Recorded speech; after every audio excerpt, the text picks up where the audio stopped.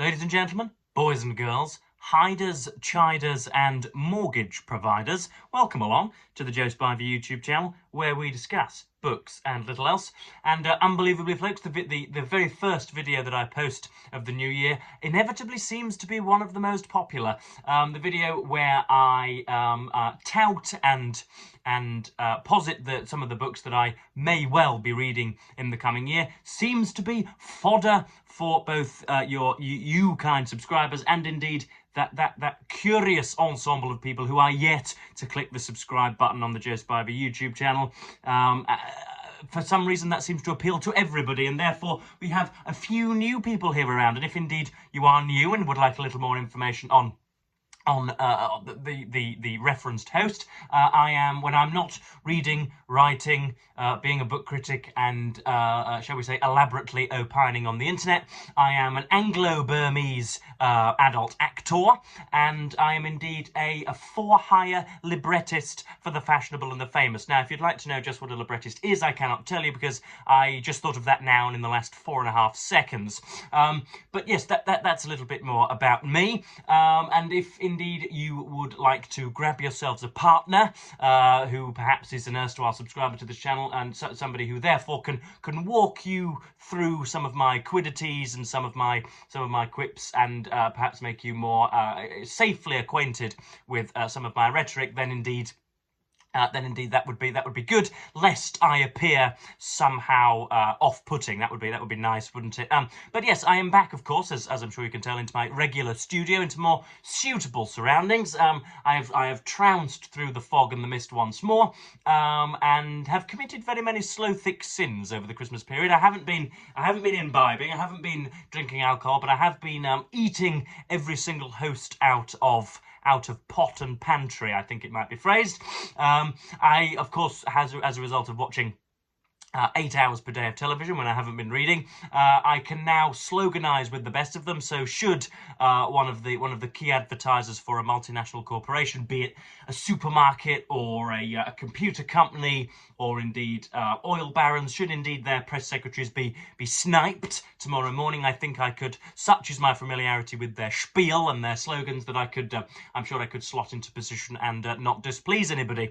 But I do have an anecdote for you before. I'm sure the title alludes to Trollope's He Knew He Was Right, which I've read, of which I've read about probably 89% at the moment. I am 60 or 70 pages away from completion, and shall don my completed sash later on today. But I do have something of an anecdote first, and I don't know why it was that I didn't tell you this earlier, but I may as well have it. I may as well do it now. When I was heading down to the Grand Viceroy Spivey's in Derbyshire on December the 27th, I took with me on board all of my possessions, as is my wont. I tend, it's a strange opinion of mine that one's luggage should go with one's person to one's destination. I know it's odd in the 21st century, but there we are.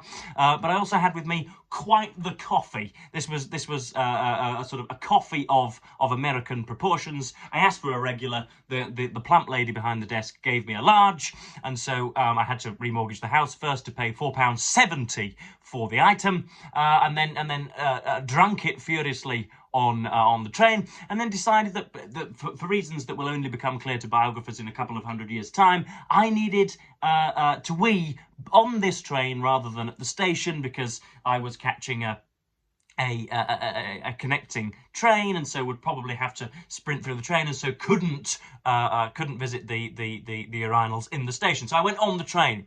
I was perhaps, shall we say, 15 to 16 paces from the toilet. It was just behind me, so there I went, alerting my neighbour that I was going, so that should any random felons come for my rather tanned hold-all, then they should apprehend them and perform a citizen's arrest. So I went to the toilet, and it was facing in the opposite direction to which the train was going. So I walked in and found that the door didn't lock, because such things never happen. Even though we are told that sometimes our trains are the envies of the world, even though that is absolutely not the case, roundly not the case, rebuked on a daily basis. But I closed the door on the toilet and found that it didn't lock. And so I thought, well, I'm going to have to hold this door whilst I let the flow commence. So it was only a number one for those of you concerned. I wasn't hunkered down relieving myself of bowled mulch. This was just a simple task with my courting tackle, and then so I closed the door. But because of the way I was stood in the cubicle, I realised that I would have to urinate with the aid of my weak hand. Now I use my right hand for most important tasks like writing, like bricklaying, or indeed when I am, smoothing out some tiles or whatever. I tend to use my right hand. Even for nocturnal onanism, I use my right hand.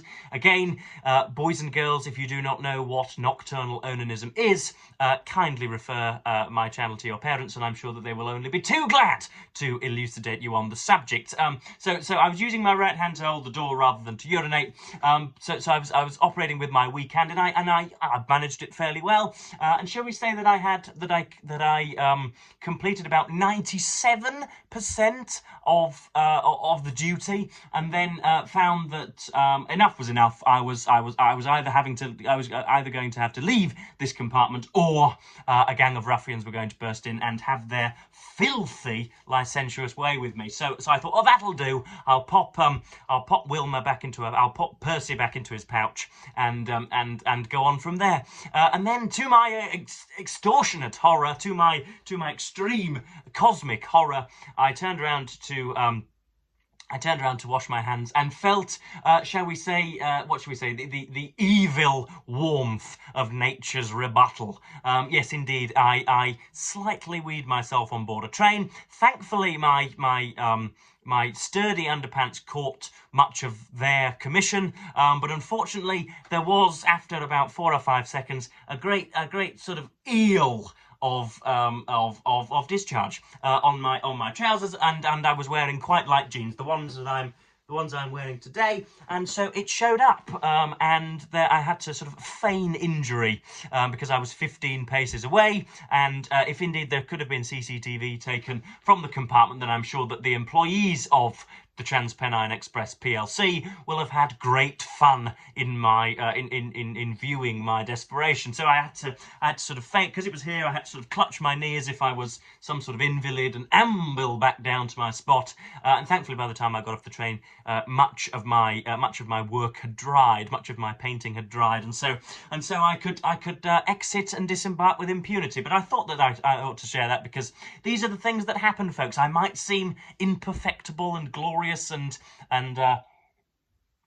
altogether magnificent on this channel, but I suffer from the ills and the foibles that dog your daily life too. So yes, let us get on with this book review. I didn't really intend that anecdote to go on for 8 minutes, but on we press. So this is Trollope's He Knew Who Was Right, written in 1869, released in 1869. So this is later Trollope, when he was a fan of larger books, as I'm sure you are aware. This is something of a toe crusher at north of 800 pages. But I have journeyed through most of it since December the 25th.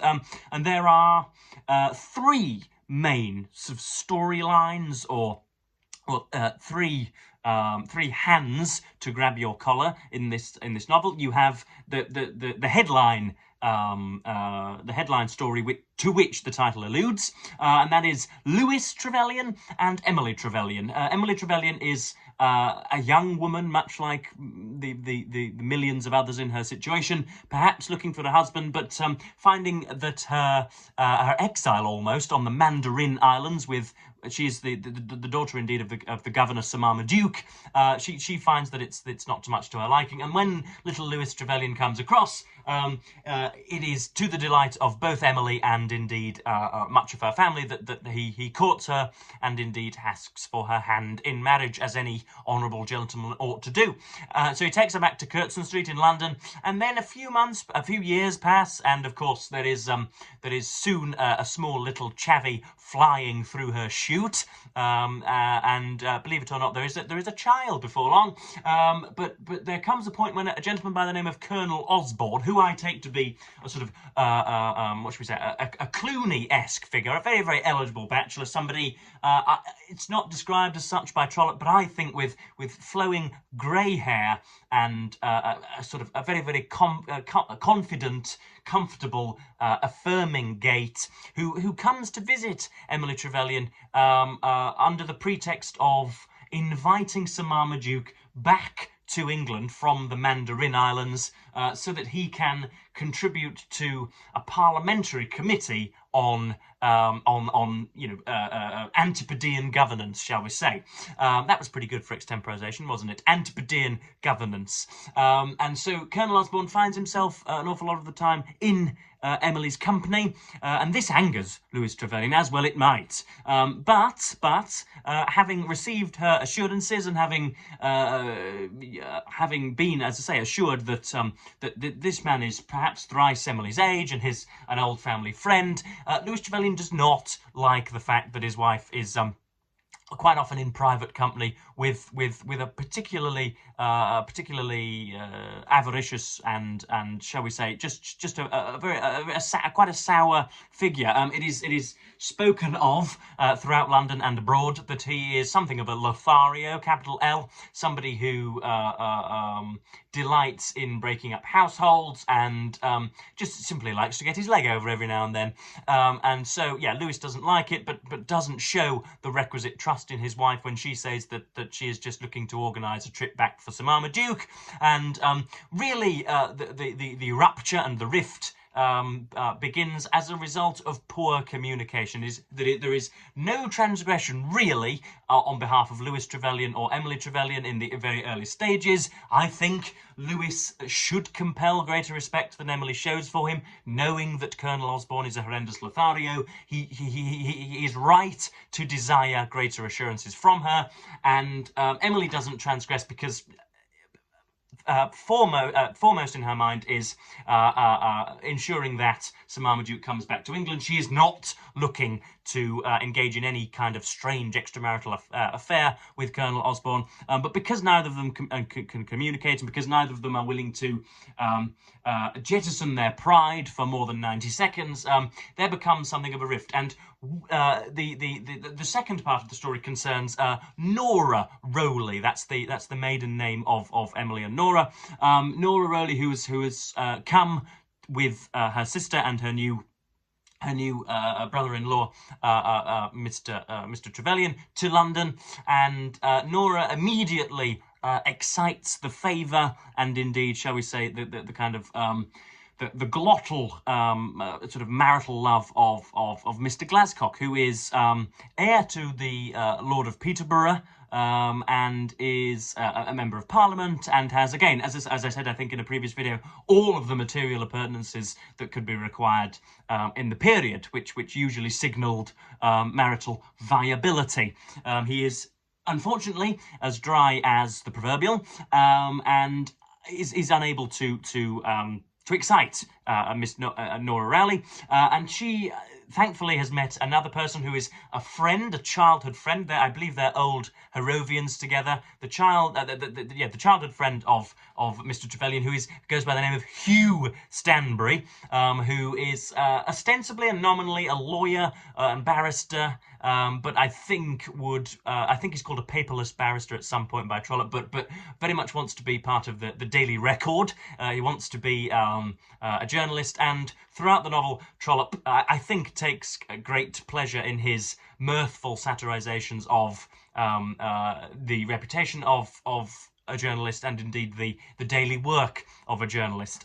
So there are many positions to highlight. So those are the two main stories. You have also now Hugh's aunt, Jemima Stanbury, who is one of the Trollopian archetypes of this novel. There, in fact, isn't the other Trollopian archetype in here, which is a sort of wastrel, a young, perhaps centre-parted, perhaps plum-throated gentleman from from money, who spends most of his time in communion with ladies of the night, and indeed quaffs gin until the early hours, who will never ever see reason despite the well-intentioned edicts of his mother. There is no such a figure in here, but there is a matriarchal woman by the name of Jemima Stanbury, who is dismissive but has a bulging purse, if you'll pardon the pun, and who commands respect from the community and is uber conservative, and I think takes again great pleasure in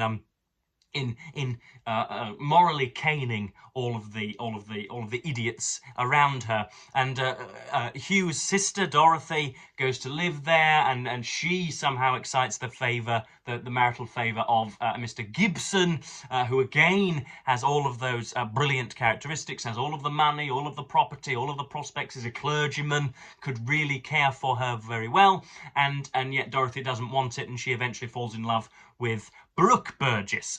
So it would be the work of about 4 hours if I were to adequately outline every single pulling point of this novel, but yet I think I've done it some justice. There is indeed, thankfully, when Mr. Glascock is, of course, refuted, or at least rebuked, or returned, or made to make an about turn by Nora, and goes abroad to Florence, where he runs into an increasingly mad Louis Trevelyan. But Louis or Louis, I'm not sure. I'm always tempted to say Louis, and yet there is no E on the end of the name, so I think I should go with Lewis. But anyway, they're abroad in Florence, and they run into two young American ladies, and before long they're helping them in all sorts of carriages.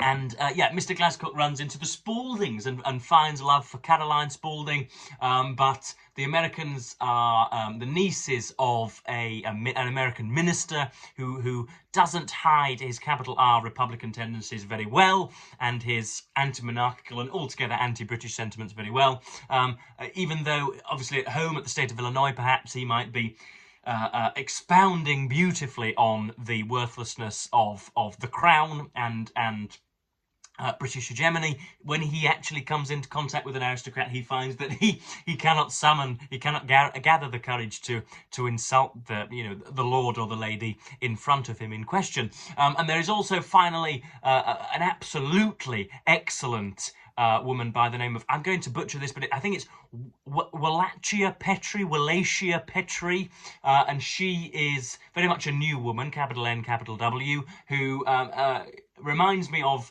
my favourite character in all of literature, Henrietta Stackpole, in Henry James's The Portrait of a Lady, who bulls around, sort of skewering all sorts of other sacred cows, smashing the china of conventional wisdom. She absolutely despises the English aristocracy, but then also despises the gladdened satisfaction of indeed many of her American male peers, and so she is first to criticise anybody, and does so in a biting manner. So yeah, I've got some sections for you to read out, and then finally I'm going to give some judgments on here, because I'm not entirely satisfied with this novel, and I shall attempt to explain why. But first of all, we have here we are talking about Louis Trevelyan and Emily Trevelyan, and Trollope does well in sitting on the fence between these two characters. It is as plain as a pikestaff to even the most, or the person with the least moral literacy, that Louis Trevelyan is in the wrong and Emily Trevelyan is pretty much in the right. But he does a decent job of justifying her, and indeed plopping us into the, as I say, the increasingly mad mind of Mr. Trevelyan. What right had the man to come there, that's Colonel Osborne, unasked by him, and disturb his happiness? And then this poor wife of his, who knew so little of English life, who had lived in the Mandarin Islands almost since she'd been a child, who had lived in one colony or another almost since she had been born, who had had so few of those advantages for which she had looked in marrying a wife, how was the poor girl to conduct herself properly when subject to the arts and practised villainies of this viper. And then next up, I think we have, do we have Colonel Osborne's opinion on the matter? What do we have here?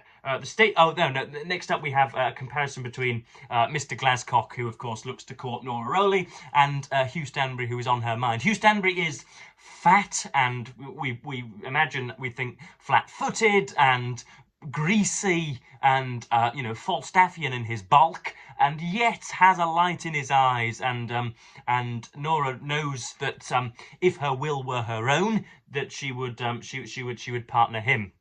When Nora Rowley made those comparisons between Mr. Hugh Stanbury and Mr. Charles Glascock, I say Glascock rather than Glascock because the latter is just too humorous to countenance, they were always wound up very much in favour of the briefless barrister. It was not that he was the handsomer man, for he was by no means handsome, nor was he the bigger man, for Mr. Glascock was 6 feet tall, nor was he better dressed, for Mr. Stanbury was untidy rather than otherwise in his outward person, nor had he any air of fashion or special grace to recommend him, for he was undoubtedly an awkward-mannered man. But there was a glance of sunshine in his eye and a sweetness in the curl of his mouth when he smiled, which made Nora feel that it would have been all up with her had she not made so very strong a law for her own guidance. Stanbury was a man about 5 feet 10, with shoulders more than broad in proportion, stout-limbed, rather awkward of his gait, with large feet and hands, with soft, wavy, light hair, with light grey eyes, with a broad but by no means ugly nose. His mouth and lips were large, and he rarely showed his teeth. He wore no other beard than whiskers, which he was apt to cut away through heaviness of his hand in shaving, till Nora longed to bid him be more careful. He doesn't care what sort of a guy he makes of himself, she once said to her sister almost angrily. He is a plain man, and he knows it, Emily had replied. Mr. Trevelyan was doubtless a handsome man, and it was almost on Nora's tongue to say something ill-natured on the subject. Hugh Stanbury was reputed to be somewhat hot in spirit and manner. He would be very sage in argument, pounding down his ideas on politics, religion, or social life with his fist as well as his voice. He was quick, perhaps, at making antipathies, and quick, too, in making friendships, impressionable, demonstrative, eager, rapid in his movements, sometimes to the great detriment of his shins and knuckles. And before long, Hugh Stanbury is indeed opposing Lewis Trevelyan and telling him that he has not a leg to stand on, and really because Emily Trevelyan originally takes the child away, but then finds that the child has been abducted. You have all of this madness afterwards. But we have a little bit of an insight into Colonel Osborne. He considering he causes the rift, he doesn't feature as prominently as we might like in this novel, and in a rather ghostly, sort of eagerly devious manner, sort of skirts about the periphery. He is not intent on, shall we say, clapping the cheeks of Emily Trevelyan. He doesn't want any canoodling or any henke-benke, but he does he does find it really something of a fillip to his character and his opinion of himself to even be placed by rumour's tongue into some sort of romantic connection with the young, gorgeous Emily Trevelyan. It was so certainly with Colonel Osborne when he became aware that his intimacy with Mrs. Trevelyan had caused her husband uneasiness. He was not especially a vicious man, and had now, as we know, reached a time of life when such vice as that in question might be supposed to have lost its charm for him. A gentleman over 50, popular in London, with a seat in Parliament, fond of good dinners, and possessed of everything which the world has to give, could hardly have wished to run away with his neighbour's wife, or to have destroyed the happiness of his old friend's daughter. Such wickedness had never come into his head, but he had a certain pleasure in being the confidential friend of a very pretty woman, and when he heard that that very pretty woman's husband was jealous, the pleasure was enhanced rather than otherwise. On that Sunday, as he left the house in Curtston Street, he had told Stanbury that Trevelyan had just gone off in a huff, which was true enough, and he had walked from thence down Clarges Street and across Piccadilly to St. James's Street with a jauntier step than usual, because he was aware that he himself had been the occasion of that trouble. Now there indeed is all of Trollope's usual nuance and his usual clause by clause galloping rapidity, which really does him lots of good on the page. But I am not sure that this book is excellent. I do not love it in the way that I love The Warden or Barchester Towers or The Way We Live Now or The Autobiography or Phineas Finn, for example. I don't love it in the way that I usually do, and that's because there is actually very, very little at stake. Of course, there is the separation of a marriage, which of course would have been would have been much to the detriment of both parties involved and everyone involved for that matter. But beyond that, there's very, very little going on. You have Augustus Melmoth and Felix Carberry in The Way We Live Now, and you have all sorts of money changing hands, and you have deaths and killings, perhaps. And I suppose the descent of Louis Trevelyan into madness is something of a hook, but for some reason I just don't really feel it. So yeah, those are my opinions on the matter. Trollope, as per usual, looks to point out the loopholes in conventional thinking, and looks to, I think, hope in his heart of hearts that women were given a little more agency, not perhaps in 9 to 5 life, but in the selection of a viable partner and courtier, but I think that's just about it. There are obviously very many things to which I have not alluded in this video, and which I could not do were I given 4 hours to do so. And yet this is He Knew He Was Right. It's massive and long, and should, I think, be read by people, but not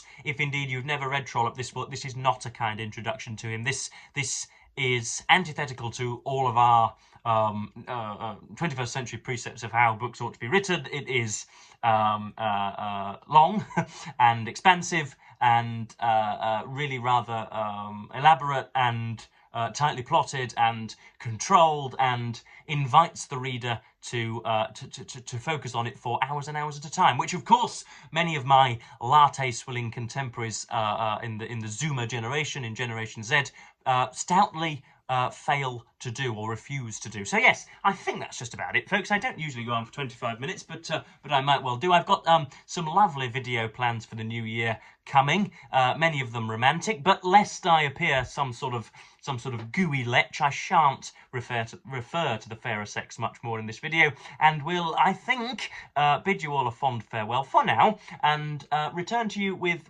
puritanical regularity in the new year. So yes, thank you ever so much for watching BookTube, and as per usual, I will say goodbye.